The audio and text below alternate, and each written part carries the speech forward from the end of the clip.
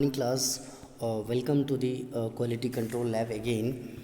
Today I will do the experiment number 2, that is related with C chart. Our aim is we have to do a case study on C chart of a product and establish its control limit. Before going to further, I want to just know that what you understand by control limit. It is very clear by its name that control means we have to make a product within the specification from its lower limit to upper limit. Later we'll discuss on this, that how to find the control limit, what the C chart is, why the C chart is important for making any production or any types of inspection or any types of delivery rate everywhere. Why this chart is important, we'll also discuss about its important. So going further, why we need C chart? Because it involves monitoring the production process to detect and prevent poor quality. Because suppose if you are doing your production on a mass level, if there is any difficulties them or there is any mismatch between their specification, definitely it will make impact on your quality. So with the help of this C chart, we may easily detect to the where the poor production is, and we may easily prevent them. One more thing is also important during the C chart. This C chart is looking for the attributes of the product, what it can be, what should be, and then we can modify it. So we can say that it is the tool of identifying problems in order to make improvement. Okay. How we can quality measures can two types: first, attributes of the product, and second, variables measure. What is the meaning of attribute? Attribute is a product characteristics such as color, surface, texture, cleanliness, smell, taste, etc. Attribute can be evaluated quickly with a discrete response such as good or bad. We can easily see that whether what type of color is, whether it is red, blue, or you suppose I will give you the 10 balls and I will ask you that the ball which is blue is defective, or I may ask you that find a ball which is defective. Then you can easily say that the ball which is blue is defective or which is red is defective. Means on the basis of attributes, on the basis of proper showing character, you may say that which one is defective and which one is not defective. We can say that this colors belong to yellow is very good. So it's depend upon the things that what you are choosing, whether on the basis of colors, order, and etc. Because we can say that if quality specification are complex and extensive, a simple attribute test might be used to determine whether or not a product or service is defective. As I told you that you can easily say that which ball is defective, how you can remove this defective needs. One more thing is that variables measure. A product characteristics that is continuous can be measured. Yes, you may take the sample of job, you may take the sample of service provided by the railway, provided by the hospital, restaurant, etc. You can take it. Why the control chart? Because control chart establish the control limits of a process. It means that we can easily show that whether there is a particular product is out of the range or whether within the range, whether within the limit. So generally there are two basic purposes of making these kinds of control chart. First is that to establish the control limits for a process, that whether the process is in within or out of the boundary. Second thing is that to monitor the process to indicate when it is out of control. It means that when a lot of production, when a delivery schedule or when the queuing is sudden go out of the control, what we'll do with the help of these chart, we can easily understand that how can it will be maintained or how can it will be removed, and again we have to start the reviewing it. So we can say that the control chart is not only helping to make a process within the limit, is also help to indicate that or monitor that a process when it is out of the control. For any assembly, for any manufacturing, or you can say that for any service organization where they are providing any type of service, if they are following the control chart, it is very easy to for them to monitor the process or monitor the production. What are the different features from this chart is, first thing is that, as I told you, it is the one of the graph to monitor the production process. Other different types of sample that you have taken for the process, maybe periodically or observations are plotted on the graph. As I told you, there are two types of observation which will be plot on the graph. If any observation is outside the upper limit or lower limit on the graph, it indicates that something is wrong in this process and we may make correct them. One thing is that if we will not control, which may cause defective or poor quality of our product, as I told you earlier. Where the application is in the hospital, where when they are coming, patients are coming for departures, what the service rate is, that grocery stores, airlines, food and restaurant, means everywhere you can use this type of chart. Because what our motto is to improve the quality. How you will improve the quality? Through only monitoring the process, that whether process is this process is going on is on our own criteria or not, or it is beyond the criteria. Then only you can monitor and then only you can suggest these things.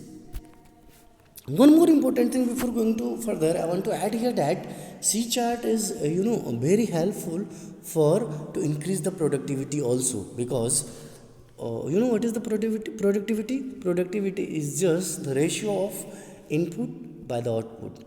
Or how can you will be increase it? Because through the through the C chart, we may easily see that which one is going to be out of the control or beyond our chart. Once you see certain on the beginning level, you may immediate let them enter, or you may immediate come within the limit, and your process is going on in good way, and definitely your productivity will be get increases. So always note it that C chart is very useful for any industry or anything. Why we need to C chart? Because it is needed everywhere, as I told you earlier, that whether it's possible. We can say that control charts are used at a critical points in the process where historically the process has shown a tendency to go out of the control, as we discussed.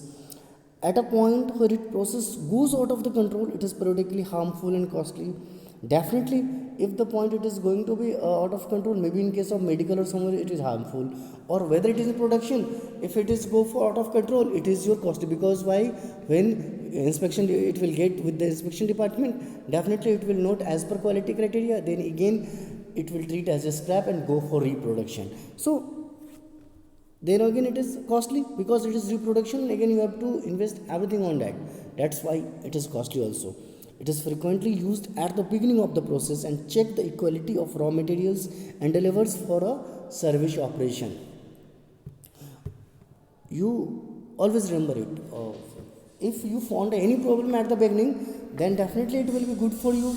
And if you find the at the end, तो अपन क्या बोलते हैं, अब को क्या हो सकता है, चलो वापस से प्रोडक्शन कर लो. तो it may make impact on this. You can say that अगर अपन ने पहले कर लिया तो ये बहुत फ़ायदेमंद होगा, अगर नहीं करोगे तो कॉस्टली होगा, इरिवर्सिबल पॉइंट्स इन प्रोसेस होगा. कई बार तो ऐसा होता है कि जब आप किसी शॉप के ऊपर किसी जॉब के ऊपर अपन काम कर लेते हैं, it is difficult to do और रीवर्क ऑन देम. कैसे? जैसे अपन पिस्टन का कभी पिस्टन के ऊपर टर्निंग करते हैं, कुछ ऐसी चीज़ें करते हैं, तो वो मुश्किल होता है उनके ऊपर कि आप रीवर्क कर सको. बिफोर एंड आफ्टर असेंबली और painting operations that might be cover defects. कई बार होता है ऑपरेशन पेंटिंग्स के अंदर, असेंबलीज के अंदर जब हम डिटेक्ट करने जाते हैं तो it may make some type of impact. तो in that case also it may be detected easily before the outgoing final product service to be shipped और डिलीवर्ड। कई बार ऐसा होता है इंस्पेक्शन डिपार्टमेंट से पहले भी हमें पता चल जाए, तो उससे क्या होगा, देखो अपना मोटो क्या है, मोटो इज दैट कि our customer must be satisfy. तो अगर हमने कंट्रोल चार्ट लगा के डिलीवरी से पहले भी पता कर लिया कि whether it is as per the specification as per the requirement of customer or not. If it is not as per the customer's quality that customers want, you may immediate refuse it. So that's why the control chart is very important for lot of process that we have discussed. In general, there are two types of control charts. First one is that variables control chart, and second one is that attributes control chart. Variable control charts, as we discussed in previous lab, that X chart and R chart. These chart are known as variable control chart. Why? We have seen that in the X chart, what we are doing? We are dealing with the mean. We are dealing with the sample of mean. We are dealing with the variation of between the mean. And in our chart, what we have done, we have dealing with the range of sample. We are dealing with the range within the sample also. That's why we can say that. So what we are doing, we are just talking about the dimensions. We are talking about the distance, temperature, measures, etc. So you can say that variables datas, yeah, those datas which may be measured on the continuous scale, whether for time, weight, distance, temperature, etc. All these things are come under the control chart, and that control chart is known as variable control chart. That's why in the X chart and R chart we have deal with all these kinds of control chart, all these kinds of parameters, all these kinds of variables. जैसे मैंने एक examples दिया था कि हमने एक workshops के अंदर 20 सैम्पल्स लिए और हर सैम्पल के अंदर 5 सब ग्रुप थे। उन सब ग्रुप का हमने डिस्टेंस मेजर करा था, है ना, फिर उस डिस्टेंस का एवरेज निकाला था, फिर इन सारे एवरेज में से सिंपल का एवरेज निकाला था, फिर हमने देखा था कि एक्स चार्ट कैसे बनता है, फिर उस एक्स चार्ट से जो out of the upper limit and lower limit से बाहर थे हमने उनके ऊपर काम किया था. So we can say that these X chart and R chart are very important. Whereas when we are talking about the attributes control chart, means that can be counted, do not have in fractions or decimals value. जैसे वहाँ पर अपने देखा था कि भाई ये कितने मीटर्स थे, कितने mm थे, 63.24 mm, 61.1 mm, 69, मतलब it means like this.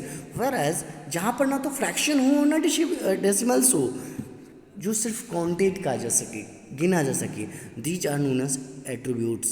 Have you got it? Attributes data when you are determining only the presence और absence of something, success or failure, accept or reject, correct or not correct. For example, a report have 4 errors or 5 errors. It can have 4 or half errors. So we can say that these are known as attributes control chart. And the attribute control chart sometimes following discrete distortion also, या sometimes follow discrete distributions also, like P chart and C chart. Here in this lab we will be focused on C chart, and in coming lab or in next lab we will talk about the C chart, we will talk about the P chart. अब देखो यहाँ से तुम्हें क्या समझ में आया? यहाँ से आपको ये समझ में आना चाहिए कि जो कंट्रोल चार्ट्स होते हैं वो 2 तरह के होते हैं. एक वेरिएबल कंट्रोल चार्ट्स होता है और दूसरा एट्रीब्यूट्स कंट्रोल चार्ट होता है. जो वेरिएबल कंट्रोल चार्ट होता है उस कंट्रोल चार्ट्स के अंदर हम बात करते हैं ऐसी चीज़ों की जिनको हम मेजर कर सकें, जो पॉइंट्स में हो, जो डेसिमल्स में हो, जो फ्रैक्शंस में हो. व्हेयरएज इन एट्रीब्यूट्स कंट्रोल चार्ट में हम उनकी बात करते हैं जो पॉइंट्स और फ्रैक्शंस में नहीं हो, जहाँ पर हम सीधे यस या नो में बात कर सकते हैं, जहाँ पर हम रिजेक्ट और फेल्योर की बात कर सकते हैं. तो ये क्लियर हो गई. अब अगर कोई आपसे पूछे कि where you are using the X chart, तो बेटा जी आप सिंपली बता देना कि जहाँ पे वेरिएबल्स हों हम एक्स चार्ट यूज़ करेंगे, वहाँ हम आर चार्ट यूज़ करेंगे. और जहाँ एट्रीब्यूट्स की बात कर रहा है, एक्सेप्टेंस रिजेक्शंस की बात कर रहा है, एरर नोट एरर की बात कर रहा है, करेक्ट नोट करेक्ट की बात कर रहा है, सक्सेस और फेल्योर की बात कर रहा है, वहाँ पर हम एट्रीब्यूट्स कंट्रोल चार्ट यूज करेंगे. और for this attributes control chart generally we are dealing with P chart and C chart. I think it should be clear now where you are using the R chart, where you are using the P chart, where you are using the C chart, where you are using the X chart. Now, what is difference between P chart and C chart, or why you are using the P chart and C chart? So listen, when the attributes are discrete events like yes, no, pass, fail, accept, reject, these kind of things will be deal with P chart. Means you can say that you can use the P chart for quality characteristics that are discrete and involve yes, no और good bad decisions. जैसे you can say that number of leaking cooking tubes in box of 48, number of broken eggs in a cartoon, और जैसे number of vehicle needed for assembly या number of vehicles waiting for deliver. तो in these case you can use the P chart, whereas C chart is using for the discrete effects that there can be more than one defect per minute, number of flown of or stains in carpet sample cut from a production run, number of complaint per customer as at a hotel. कई बार ऐसा होता है जब hotel के अंदर से जाते हैं तो अपन नंबर ऑफ़ कंप्लेंट्स करते हैं, तो अपन इन चीज़ों को भी चेक कर सकते हैं सी चार्ट के अंदर. इन द हॉस्पिटल और number of patients may be treated as badly or what the complaint of them, all these things which is happening there may be treated as a C chart. अब C chart का और examples दूँ आप दे सकते हो कैसे, number of rejected sample during a lot, जैसे एक लॉट के अंदर कितने रिजेक्ट हो गए सैंपल, तो 20 लॉट में कितने रिजेक्ट्स हुए थे. मीन्स जहाँ भी अपन डिफेक्ट्स की बात करें, डिस्क्रीट डिफेक्ट्स की बात करें, वहाँ पर अपन सी चार्ट यूज कर सकते हैं और सी चार्ट यूज करेंगे because it is very helpful for all. तो वी कैन से डैट कि सी चार्ट को अपन, चूँकि ये डिफेक्ट को चेक कर रहा था तो आप कह सकते हो defected for sample area. Have you got it? It applies to the number of non-conformity in the sample of a constant size. Have you got it? And let C is the number of conformity in each sample, then CL is the control limit.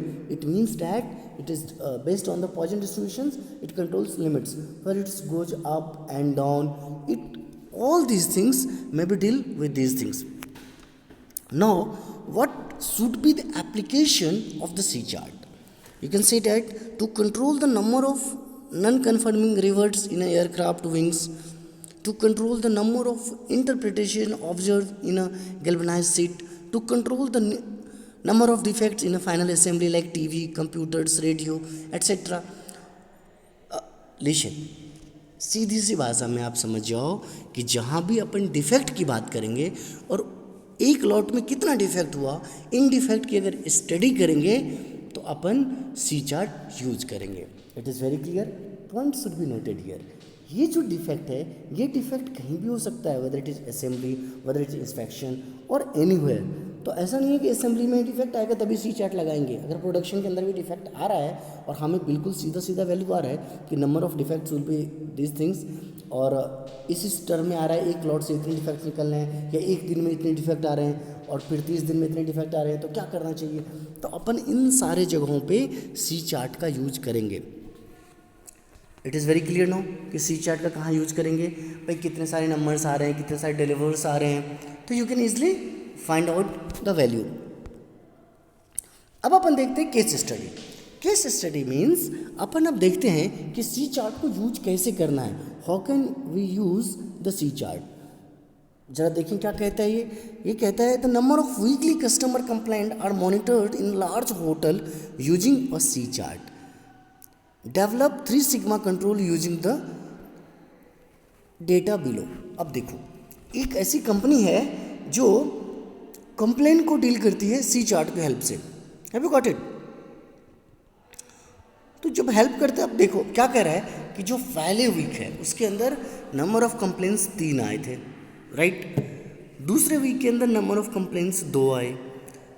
तीसरे week के अंदर number of complaints 3 आए. चौथे week के अंदर number of complaints 1 आए. पाँचवें week के अंदर नंबर ऑफ कंप्लेंट्स 3 आए. छठे वीक के अंदर नंबर ऑफ कंप्लेंट्स फिर से 3 आए. सातवें दिन के अंदर नंबर ऑफ कंप्लेंट 2 है. आठवें दिन के अंदर नंबर ऑफ कंप्लेंट 1 है. नौवें दिन के अंदर नंबर ऑफ कंप्लेंट 3 है एंड 10वें दिन का नंबर ऑफ कंप्लेन 1 है। इट मीन्स डैट कि इसने टोटल 10 वीक ले लिए, जिसको मैं दिन कह रहा था। ओके, यानी कि इसने पहला week, second week, third week, fourth week till 10 week. And what you find that कि there are the different complaint variation. Means first one is first week is 3, second week is 2, or it may be incoming following week is 1 also. You can see here in fourth week there is only one complaint, whereas in 8th and 10th week there is only one complaint. तो देखो अभी मैंने कहा था ना आपसे कि defects का मतलब ये, कंप्लेंट भी तो डिफेक्ट ही है ना भाई। कंप्लेंट आ रही है मतलब देयर इज़ अ प्रॉब्लम, कुछ ना कुछ प्रॉब्लम आ रहा है जिनके ऊपर इनको काम करना है कि भाई इन चीज़ों को कैसे डील किया जा सकता है। अब क्या है होटल के अंदर, क्या है, क्या कंप्लेन हो सकती है ज़रा बताओ एक बार। किसी तरह का कंप्लेन हो सकता है कि भाई आपका जो वाटर है वो गर्म पानी नहीं आ रहा था, या फिर रूम की क्लीनिंग प्रॉपर नहीं थी, या फिर आपका जो सर्विस मैन है वो ठीक से बात नहीं कर रहा था, या फिर जो आपका सर्विस था, रेट ऑफ डिलीवरी था वो डिले था, या फिर जब मैं यहाँ पर आया तो मुझे रूम ढूंढने में परेशानी हुई, या फिर आपके चाबी के काउंटर पे मुझे आधा घंटा वेट करना पड़ा।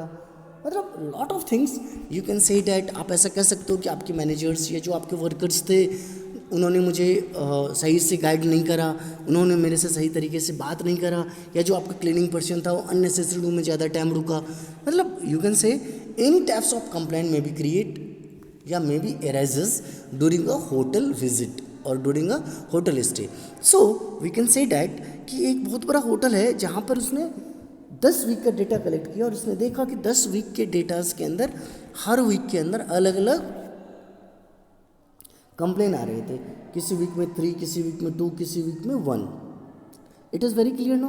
अब हम क्या करेंगे, अब हम इन डेटाज को सबसे पहले कोशिश करेंगे कि इनका सेंट्रल लिमिट निकाल लें, इनको सी चार्ट इनका फाइंड आउट कर लें कि भाई how can we do work on it, how can we can make the C chart during the help of these datas. It is clear no. तो अभी हम बस इतना कर रहे हैं कि ये जो टोटल्स कंप्लेन थे हमने इनको ऐड कर लिया। तो एडिशंस के बाद टोटल कंप्लेन नंबर्स कितने हो गए, 22। कितने हो गए टोटल कंप्लेन नंबर, 22। अब देखते हैं कि जब हमें कैलकुलेशन करना है तो हम क्या करते हैं। देखो सबसे पहले हमने क्या किया, जो हमारे पास नंबर्स ऑफ कंप्लेन थे वो कितने थे, 22, और नंबर ऑफ सैंपल्स कितने थे, 10। तो will divided the number of complain divided by number of samples.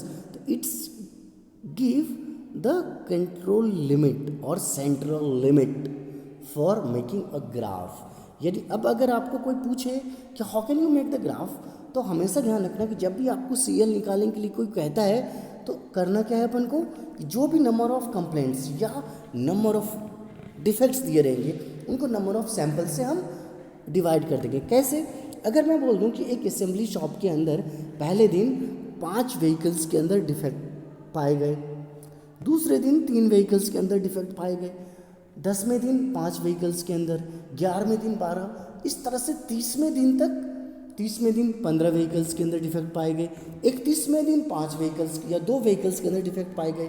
तो आपको करना क्या है, आपको एक तरफ तो डेज रखना है 1 2 3 4 5 टिल 31, दूसरी तरफ आपको रखना है बेटा नंबर ऑफ डिफेक्ट्स। ओके, और उसके बाद जो नंबर ऑफ डिफेक्ट्स है 5 vehicle, 10 vehicle, 12 vehicles, 8 vehicle, whatever जो भी, you have to just add them.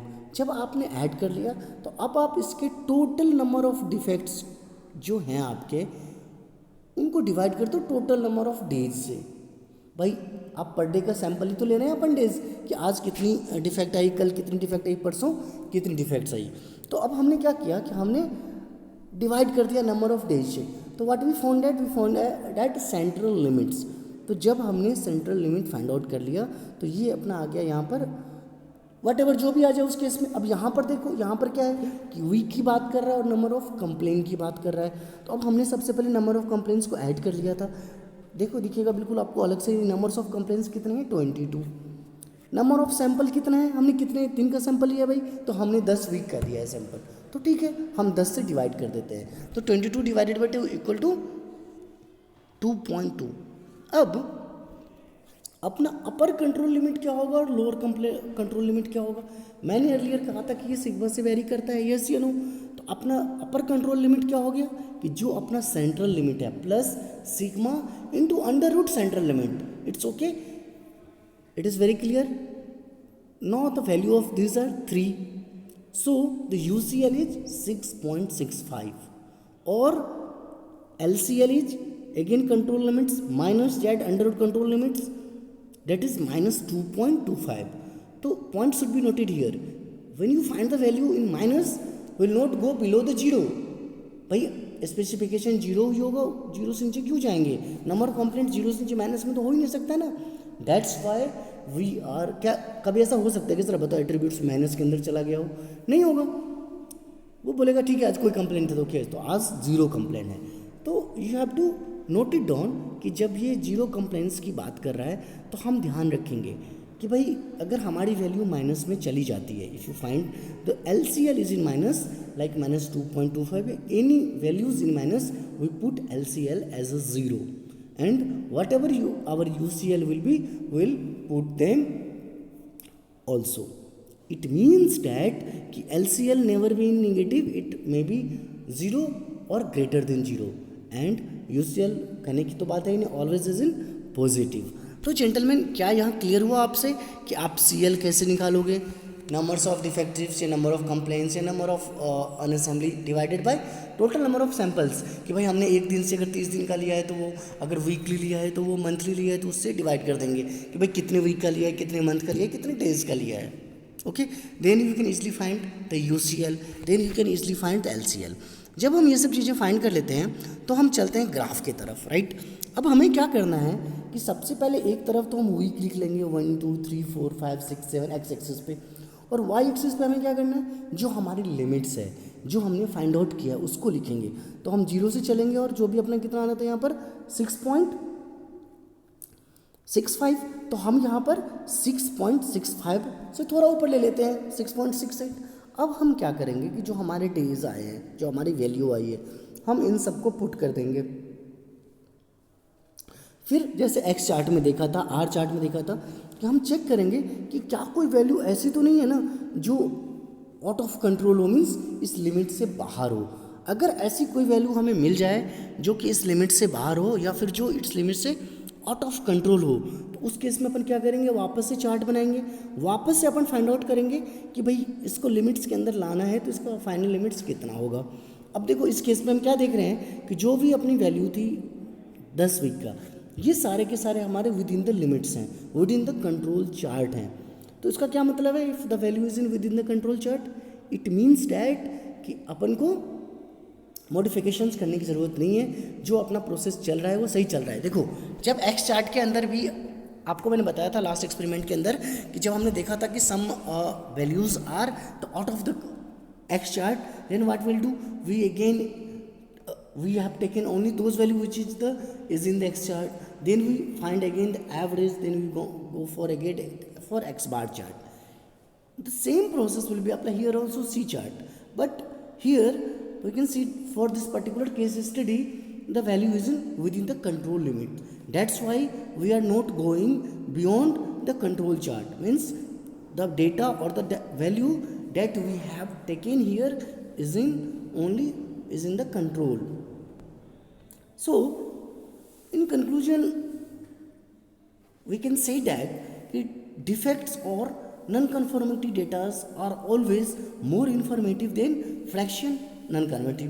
All value under the limits and its source is in the control, means we no need to modify the data, we no need to find out the data, or we no need to verify the data whether it is correct or not. One thing is that also widely used in transactional and service business applications of statistical process control, especially in last lab also we'll see different features of SPC. Okay, then limitations of C chart is that it takes sample of constant size where it is reality it's might not to be so. कई बार constant size sample लेते हैं लेकिन ऐसा नहीं होता, कई बार relative change भी होते हैं. Okay, one more thing is that कि अगर in case of variable simple size अपन अलग अलग ले लें तो you can use U chart that gives number of defects per unit. So U is C divided by N, means number of जो control charge divided by N जो हमने निकाला था, जो हमारा number of samples है. तो अपन ऐसा कह सकते हैं बेटा कि सी चार्ट भी बहुत ज़्यादा वैल्यूएबल्स है जब हम किसी एट्रीब्यूट्स की स्टडी करते हैं, और जब उस स्टडी के थ्रू हम ये पता करते हैं कि कहाँ पे डिफेक्ट चल रहा है। आपने देखा कि होटल के अंदर जो नंबर्स ऑफ कंप्लेंट्स थे कैसे आ रहे थे, ठीक ऐसे ही अपन असेंबली या प्रोडक्शन कहीं भी देख सकते हैं कि कंप्लेंट्स आ रहे हैं। तो कौन सा जो दिन ऐसा है या कौन सा डेटा ऐसा है जो बाहर जा रहा है, अगर जा रहा है तो अपन with in the control we can check that कि how can it may be the manage. Thank you all, I hope all of you have enjoy lot, thank you.